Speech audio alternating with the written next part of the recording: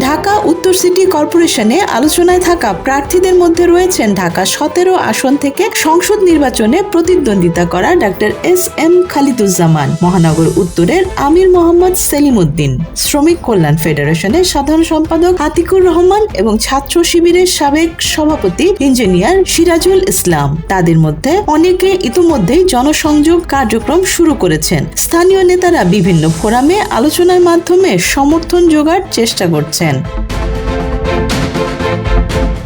ঢাকা দক্ষিণ সিটি কর্পোরেশনে প্রার্থীদের সম্ভাব্য তালিকায় নাম রয়েছে জামায়াতের সহকারী সেক্রেটারি জেনারেল ডাক্তার এ.এইচ.এম. হামিদুর রহমান আজাদ, মহানগর দক্ষিণ জামায়াতের নায়েবে আমির অ্যাডভোকেট হেলাল উদ্দিন, ডাক্তার আব্দুল মান্নান, ছাত্র শিবিরের সাবেক কেন্দ্রীয় সভাপতি মোহাম্মদ দেলাওয়ার হোসেন এবং ঢাকা বিশ্ববিদ্যালয় কেন্দ্রীয় ছাত্র সংসদের সাবেক ভিপি সাদিক কায়েমের। এই প্রার্থীরা স্থানীয় নেতাদের সঙ্গে মিলিত হয়ে জনসংযোগ, সমর্থক তৈরি এবং সম্ভাব্য ভোটধারীদের সঙ্গে যোগাযোগ স্থাপনের কাজ শুরু করেছেন।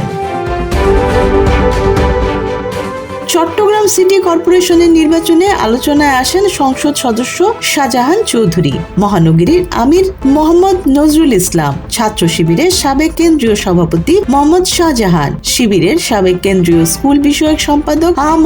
মশিউর হোসেন, সাবেক কাউন্সিলর অধ্যক্ষ শামসুজ্জামান হেলালি এবং অধ্যক্ষ নুরুল আমিন। তারা মাঠে নামা শুরু করেছেন এবং স্থানীয় নেতাকর্মীদের সঙ্গে নিয়মিত আলোচনা করছেন।